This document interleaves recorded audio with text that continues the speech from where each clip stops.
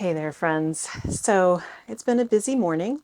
We got some transplanting done. I transplanted the marshmallow half-clone ranunculus that were here from Flower Hill Farm from Nicole, and also the caramel anemones out at the farm.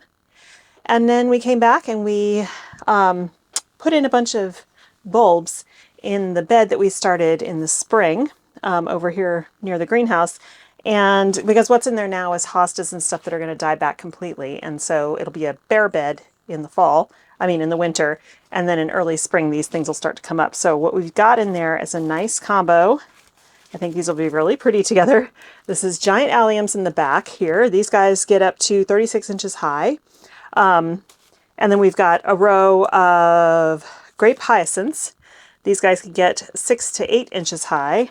And then these dwarf irises in there. These are 4 to 6 inches. And then in the very front, I don't have a photo of these. I put these Chenodoxa in. They're blue and white. And so they'll blend in really nicely with those. The last project we're going to do today is wake up our amaryllis. So these guys have been in a dark closet, literally no light, for about 10 weeks.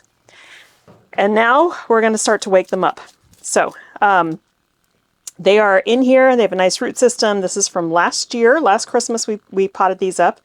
And then we let them spend the whole summer outside, soaking up lots of great sun, photosynthesizing through their leaves, which we then cut back and stuck in the closet. And this is the way we're going to force them to wake up.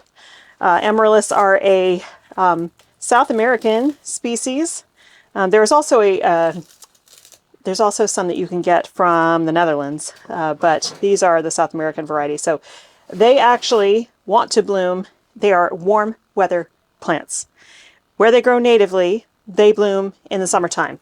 And they also are kind of rainforest type plants. So what we're going to do is trick them into blooming in the winter. Obviously, they're going to have to be inside in order to do that.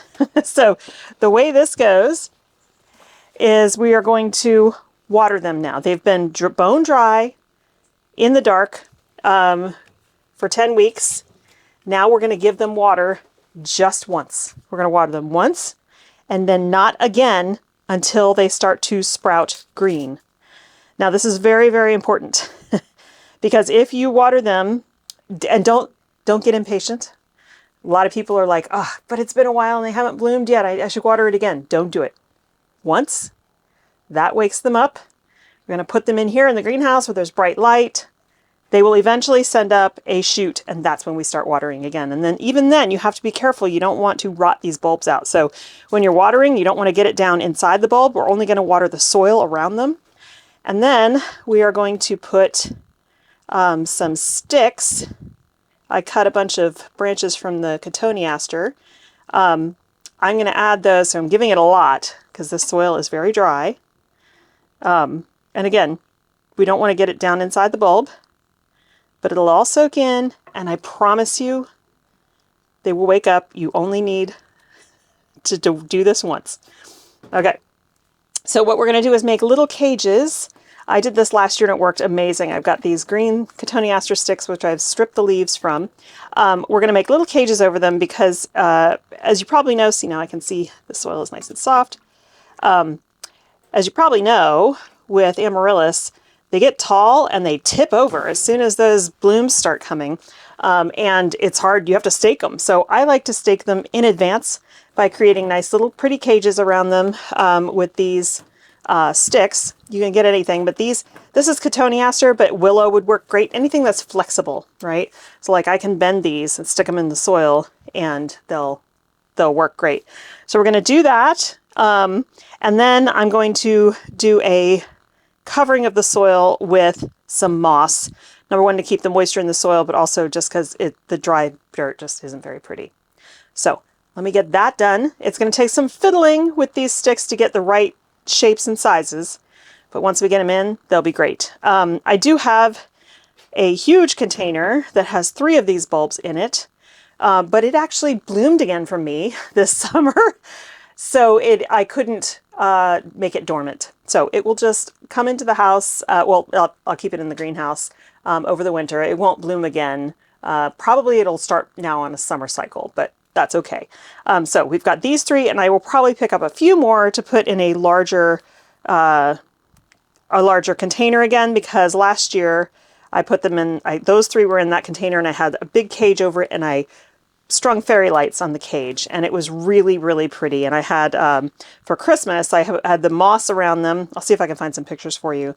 And then I put little wooden mushrooms and things like that around it. So it was very, I don't know, it was just really fun. I loved it. So let me get these cages built, and then we'll add some moss, and then this project will be done.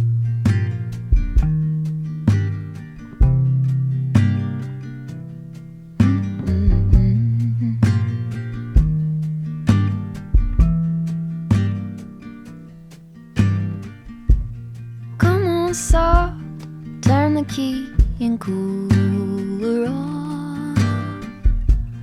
Push the pause for relief. Free pass, you don't even have to ask to be the cat in the sun. Someday I will see the whole deal through today. I've got better things to do, okay, to leave a little bit undone and be the cat in the sun.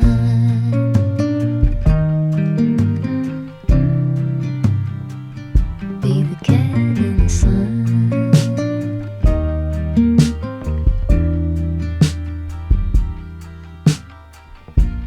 Set aside every empty spreadsheet line and loosen up on the grind. Simmer down, settle back and mess around.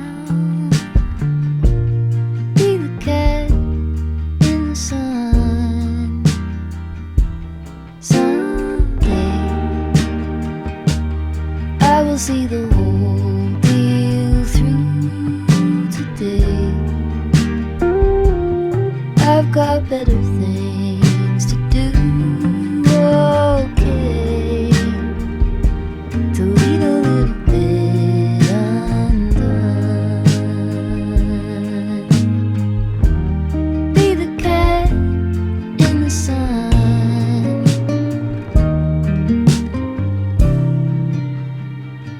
Be the cat in the sun.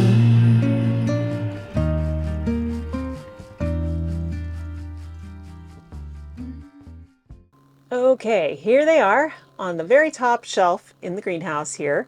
I will use some green yarn, dark green yarn, to blend in to tie all those sticks together at the top. I just didn't have any out here, but that will keep them nice and strong. And it worked great last year, those sticks, because they're sunk down all the way to the base of the pot, so they have a lot of structure to them, and they really did a great job. I just made sure I wove the stems, the flower stems, in through them, and then at times I tied them to the cage structure. Might add a few more, we'll see. But for the most part, those are done. We're just going to wait until they start to send up their green shoots, at which time I'll bring them in the house. That'll be much closer to Christmas. So, all right, guys, that's going to be it for me today. Shorter video, but we've had family in town. She just left today, and I've got a lot of cleaning to do, so I'm going to get to that. Tomorrow, I don't think there's going to be a video. I have a bunch of appointments to go to tomorrow, and then Wednesday, we are getting a pretty big storm. It's starting Tuesday night. We'll get a lot of rain, but the bigger thing is the wind. We're looking at sustained winds of 35 to 40 miles an hour with gusts over 55 to 60. So I did spend some time at the farm today making sure there wasn't anything that can like fly around out there. And then we have to do that here tomorrow. We will also be bringing all of the succulents either into the house, into the greenhouse, or on the side of the house in the shade porch, to keep them from getting overly saturated. It is that time of year, which is great. So thanks so much for hanging out. I hope you have a wonderful time in your garden, and I will see you in the next one. Bye.